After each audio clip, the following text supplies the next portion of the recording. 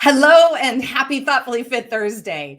I already am having the best day ever because I've had some free conversations with my amazing guest, Neil Mullarkey, who has brought some laughter and humor and joy into my day. So, Neil, thank you for that. What a gift. Thank you very much. And Mullarkey is my real name. It's my actual name. People think it's a made up name, but no, I was born with this gift of a name. You were destined to be in. I mean, I was born with Loma. That's like a Finnish, grit, resilience. So maybe there's something to the fact that your life is all around improv and comedy. And I'd love to just have you share a little bit about how you got to do what you do. I think it's fascinating that you have taken these skills and your what I see as natural ability to bring in humor, and you found ways to help your clients and corporations to be able to thrive and be creative and be nimble, and particularly in this crazy world that we're in at this moment right now. So maybe you could just share a little bit about yourself for us. Sure. Well, I studied economics and social science, but at Cambridge University in the United Kingdom, I went there because they have a comedy group called the Cambridge Footlights, and Monty Python were there, and Hugh Laurie and Emma Thompson and Olivia Colman and Sacha Baron Cohen. But when I graduated, I was still with that group, and I was doing a small theatre with this gang, and there was a guy selling tickets who'd been attracted by the name Cambridge Footlights because he knew Monty Python, and that man's name was Mike Myers. So we got talking. He made me laugh. He continues to make me laugh to this day. And he taught me improv. Now, before we were chatting, you've never seen an improv show. You're missing out. I'd never seen an improv show before I was in one.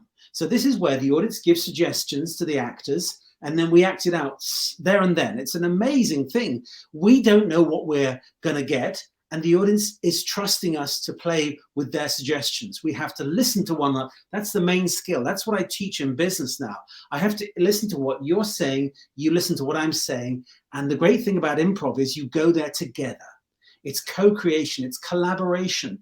It's diversity. I didn't know I was going to say this. I didn't know you were going to say that. And together we create stories. And there's lots of things about the importance of listening. There's things like, how do I make my partner look good? Instead of trying to win on my own, it's all about making her look good, and she's doing the same. So then I bring this improv stuff. People may have seen Whose Line Is It Anyway? They may have seen Second City as well. That's where it all started. Second City, a lot of people, I'd heard of Second City because I've Saturday Night Live in a movie called The Blues Brothers, and then Mike had come from Second City, Canada. But Second City started, actually, the person who founded it was his mum.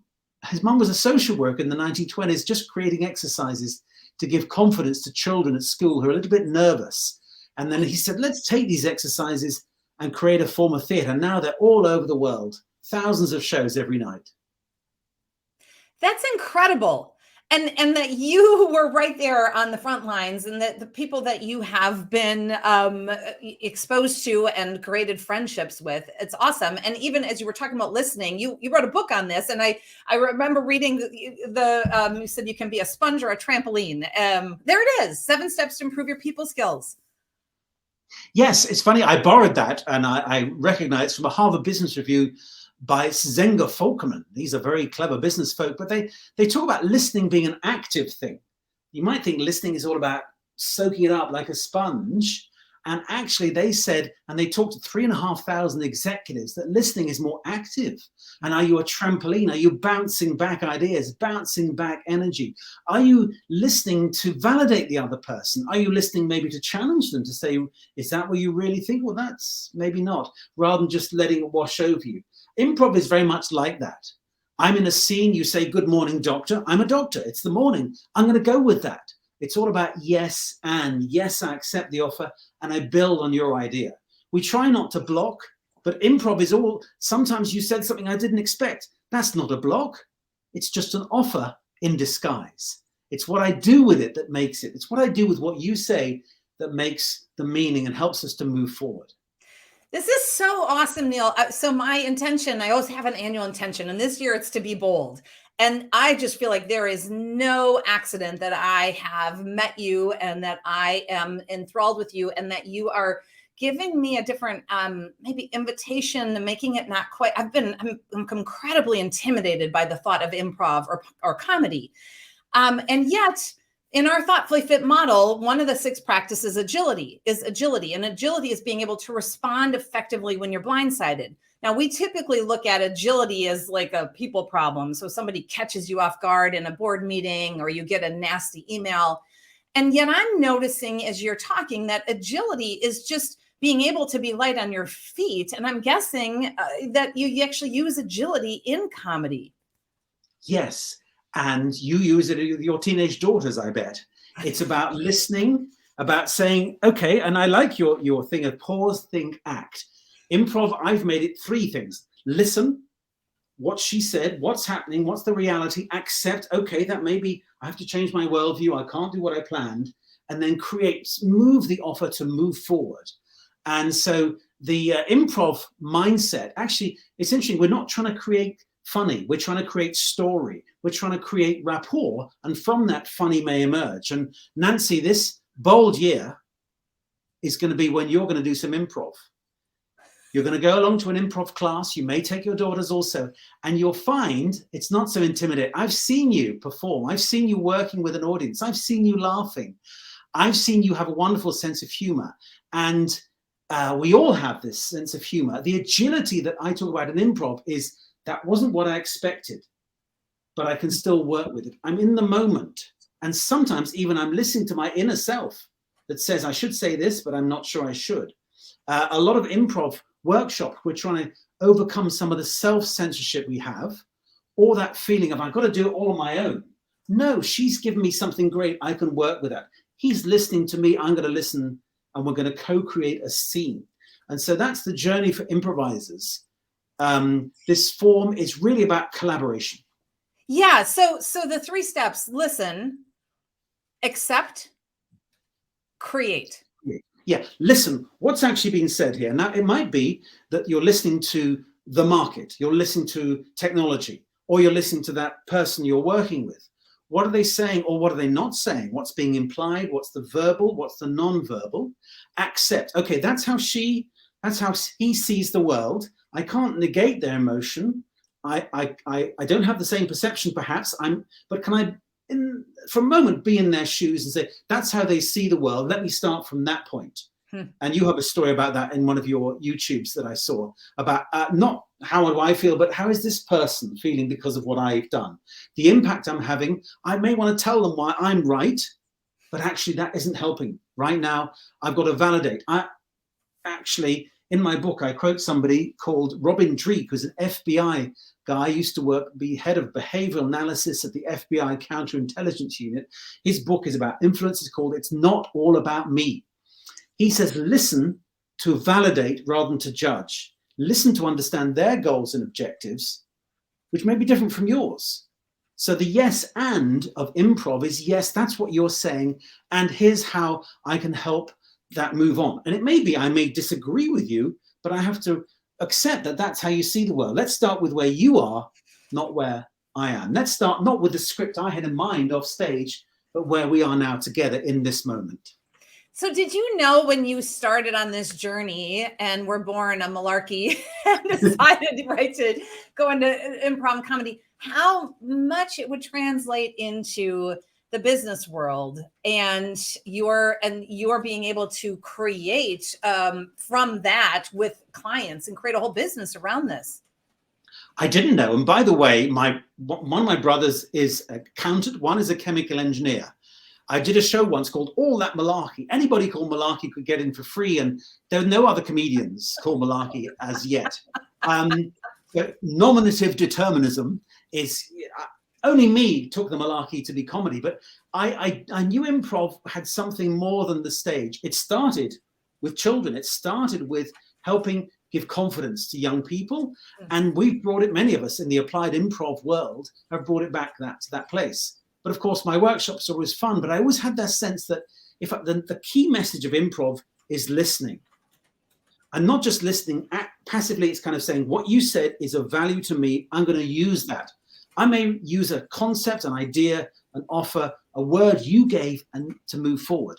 And then gradually I found all sorts of ways, like It could be useful in selling. It could be useful in leadership. I do leadership courses. It can be useful in teamwork, in team building. How do we work better together? Or bringing together two teams that didn't know each other before. Now they can do that. And also there's business schools that have whole models based on how do we deal with uncertainty and changing reality. And so many of our models tend to be, I start here, I go there. And the plan doesn't go in a straight line. But of course, once you realize actually things will change, things will be disrupted, you begin to think, actually, that's fine, that's creative. How can I use what's changing? How can I spot opportunities as much as deal with unexpected difficulties? So I've learned a lot from my clients who said, oh, wow, I didn't realize that thing you're talking about as a stage metaphor, technique, mindset applies to what I do in geology, in cardiology, in management consultancy, in retail, all the ways, wherever people are, there'll be improv. Wherever people are, there'll be diversity. And for us, that's a strength, the diversity, the creativity of difference. It's beautiful. And I will say, Neil, I'm having this aha moment, which I'm not going to make it about me for the rest of the interview, but for just this moment, I'd love to reflect on the favorite thing that I do is coaching. And I'm coaching individuals and teams, and I've never thought about the intersection or even improv. Like I said, I've been like allergic to it and intimidated by improv. But there's so much of what you're saying that I'm doing in that moment with clients.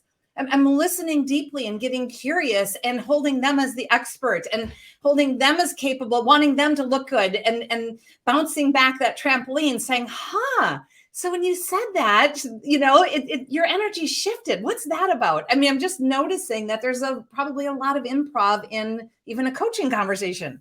Yeah, there's so much of what I do that has many analogies in many sectors, certainly coaching. We just use slightly different words. Yeah. I'm doing it on stage to entertain an audience. You're doing it for the benefit of your coachee. You're still listening. You're rolling with what she says. You're seeing what's beneath it, what's really being said here. Sometimes you challenge. Sometimes you just support. Yep. Sometimes you say the obvious thing. Sometimes you disrupt her thought patterns. Oh, hang on, is that what I really mean? So you're totally listening. And I bet you're tired after a coaching session, just like I'm tired after an improv performance. Although it's fun and the best place to be in improv is to be in a relaxed state of concentration, like in coaching. It could go anywhere, but you might have a plan. The plan is lightly held and you're working with what the client gives you for her or his benefit. Improv is the same. It's different from real life when I'm just talking to a friend, when we're both playing and I may feel like I don't want to say much today. So I'm kind of not in that state, but that's okay. The improv state is like a coaching state, I would say, which is I'm here for you. I'm truly in the moment. That is fascinating. I appreciate the gift of that perspective. And I'm going to take your challenge that this year, 2022, is the year. I mean, I'm at a minimum, I'm going to go see a live improv show. I'm not sure if I'm going to exactly sign up or jump in, but so let me, go ahead. I think you can do it. You can do it. I bet, well, I don't know what your daughters will say, but maybe go together. But yes, go see a show. And you'll see that it's not all great. Some of it's a bit messy. But because of that, you're so delighted when it works. And as much of the story of the show is how the team, there are 6 in the Comedy Store Players in London, of which I am part, we perform every Sunday. The story is as much as the sketches, the vignettes, as much as these 6 people playing together. They're different shapes and sizes. There's him who does this, she does that. But together, we're still listening. We're still individuals, and yet fully team members also. It's beautiful. And I mean, there's times when coaching sessions are messy and they don't wrap up with a nice little bow, right? And it's still good. It's still important. So let me just build on what we're saying and ask you, Neil, here we are 2 years into this crazy COVID chaos and pandemic. And I'm wondering if there's any wisdom you can share about how the need for virtual work and remote environments, how has that affected the need for agility in corporations, and how, if at all, does improv and humor and agility work when you are behind a screen? Very good question, because people talk about winging it. Do you know that phrase, winging it? It actually comes from the theatre, the wings. Somebody had failed to learn their lines. They're in the wings trying to learn their lines or getting a prompt. Winging it is when there's a script and you don't know it. Improv is when we say we don't have a script, but we're going to co-create something for you now together, audience, performers. And too many people have been winging it in lockdown, which is, hey, let's just do the meetings like we used to, but no, we'll just turn on our laptop camera and we'll have bad lighting, and you'll see up my nose, and I can't see you because look, there's something behind me. What's going on? My face is obscured. Your son's playing tuba in the background. Yeah, exactly. So I say, first of all, in improv, we say, what is the offer? And the offer here, what are the things we can use is, I can work from home. So I can get to see my cat, my children, my roommate, my plants. I can water them. I can go for a walk at 11 o'clock. That's great. People say, well, I can't see your body language. Yeah, face-to-face is great. But look, I can see your face closer than I would in real life. And also, you're 6 hours behind me. You're in Madison. I'm in London. And so this medium, which was around, we've now found new ways to use. And I talk a lot about, I do a session called Bring Some Vavavoom to Your Zoom. Number one is make it fun, make it personal. If there's a picture behind you, talk about it. If there's the Amazon delivery man coming in, make that part of it. That's part of the offer.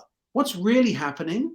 And also, we all have had, there's been a leveling here. We've all had it. No matter how high or low, you've got to deal with noise in the background.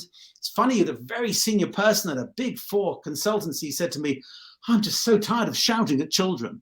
And you can imagine a lot of men just didn't spend time with their family and didn't realize what was going on. And in this talk, I saw you talk about what a relief is they're back to school. But actually, there were times when you spent more time with your family. So let's try and use the best of lockdown, which is we don't have to travel so far to have a meaningful conversation. Mm-hmm. So when we do, let's make it really worthwhile. Let's make the office a place of collaboration, of true creativity, rather than a drudge you got to go every day. Make sure this medium is used to be much more personal and social. So have some laughs. People don't have to dress up, but that's fine if you do. Even things like, just remember the 3D nature of it. Oh. Because this is a good one I heard the other day. Zoom fatigue, Netflix intrigue. So when you watch Netflix, there's 20 cuts a minute, different size of the screen and stuff. Whereas Zoom, it's just one person, probably badly placed, not even looking at the camera, looking down at their notes and being boring, or looking at Tinder or something. And so make meetings shorter, so demand more attention from people. So have a proper agenda, make the meeting shorter, half an hour, 25 minutes, and then make sure there's a good output. You have to facilitate more strongly. Make sure that everyone is heard, everyone on screen is heard, not just that loud person. Even turn the camera off every now and again if we need to if there's a moment where we need to reflect, to think, and then turn it on again later. But try and keep everyone camera on or camera off rather than a difference of hierarchy there. So we can make this work. I love it. And it feels like this is tied with your whole concept of the new Nimble. And I'm wondering if you could just share with us. I was reading in some of you've got a great website and videos and your books. It's awesome. And you're saying we're not yet in the new normal, but we do need the new Nimble. What is that? Well, I thought it was a clever pun. And I did too. I'm always looking for other ways to say improv, because just like you, Nancy, some people think improv, you mean performing, not knowing what I'm doing, thrown to the lions. And actually, if you look at it from the other way, improv is facing reality and making the best use of imperfection. So nimble is being on your feet, and that's spotting, being agile. Agility and flexibility are two of your words. also endurance and strength, which is actually, I can cope with this. It's not a plan, but I can cope. So new Nimble is, what are we using? How have we made some advances in the last 2 years? How can we use those more? I've learned to use Zoom. I'm standing up. When I present or I'm doing a podcast, I stand up because I got more energy and I try to energize the screen.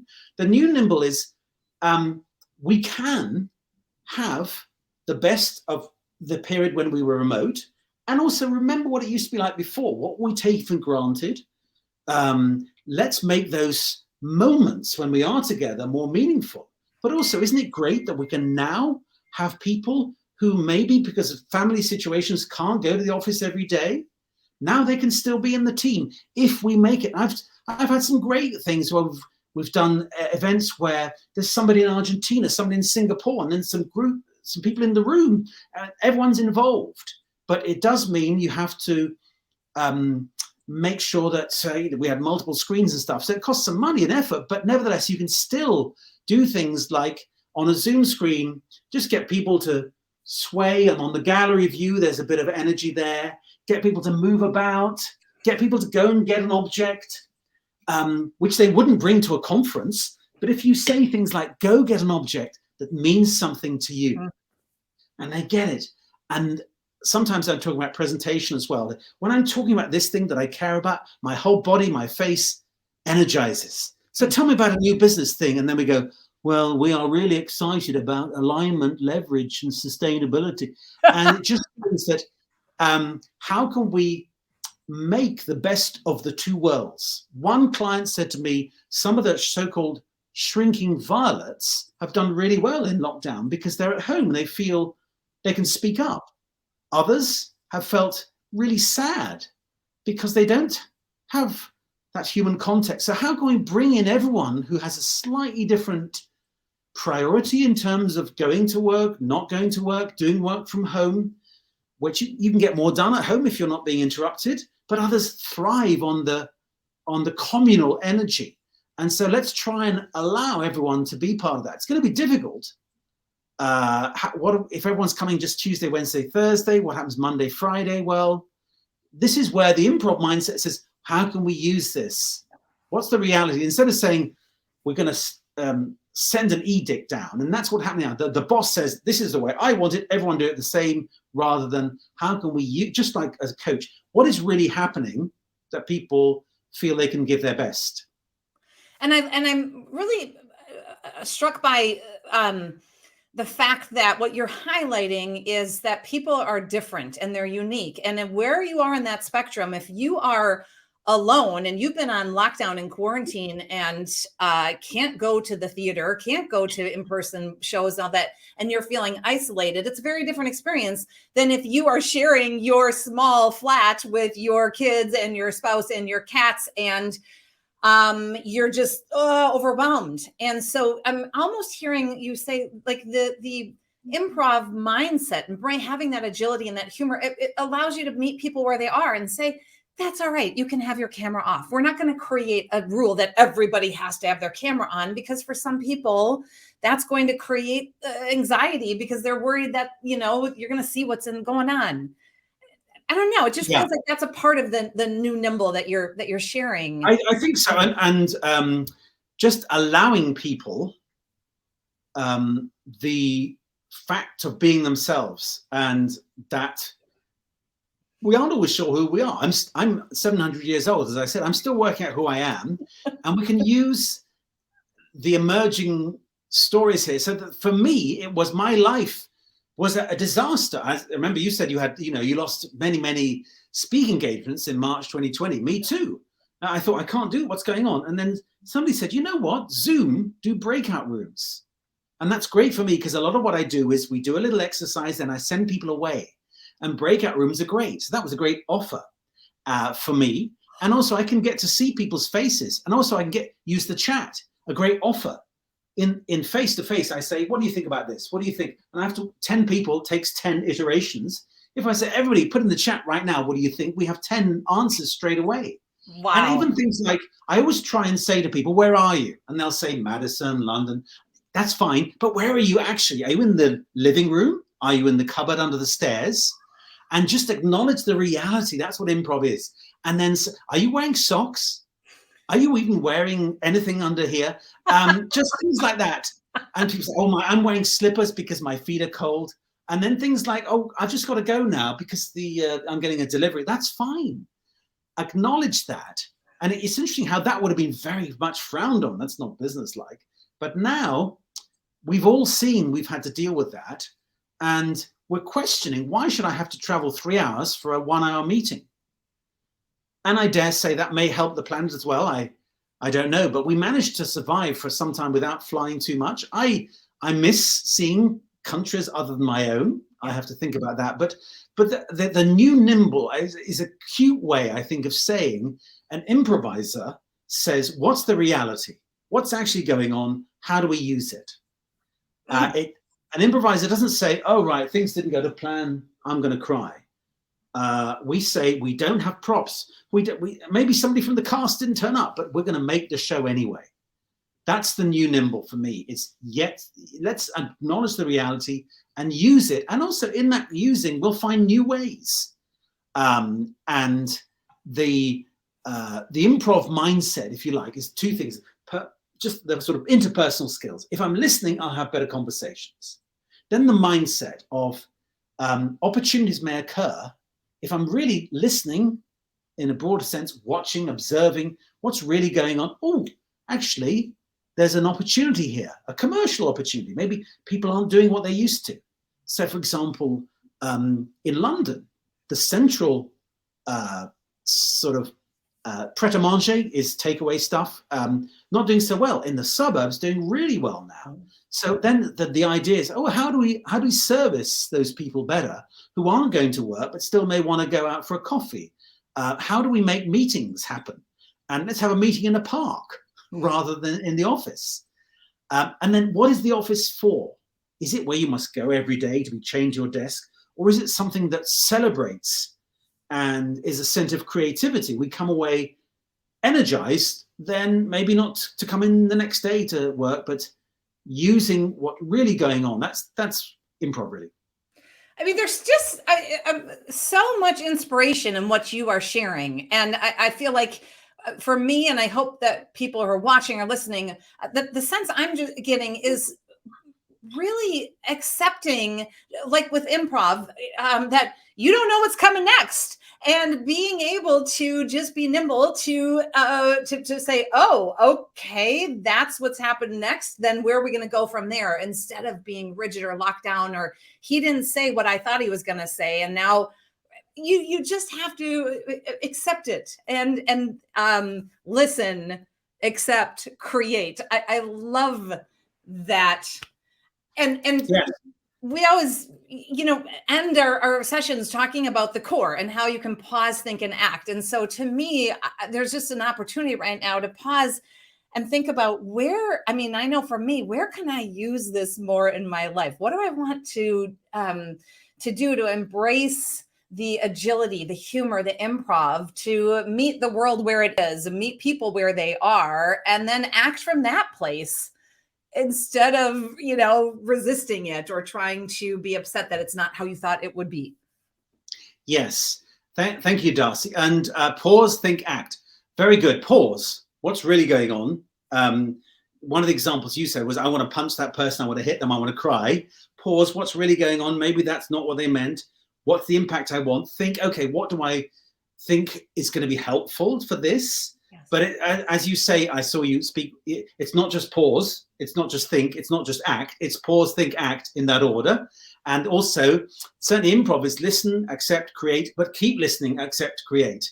You don't just go, that's it. You go, okay, how did that idea work?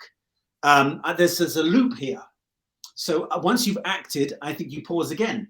How did that go down? Maybe I didn't give enough thought. Actually, do I need to pause for this moment? Actually, no, I need to think, because actually, why did it happen that way? Or what could I do better? And then act. It's very, pause, think, act is obviously the way you've lived things lately. And you come to this through lots of research, I know. Pause is a good one. Think, of course, we don't think often, but the pause, think, act as a continuum seems very profound to me. Thank you. I need more of you in my life. That's right. I'm just, for a moment, did I call you Nancy at some point? I can't remember.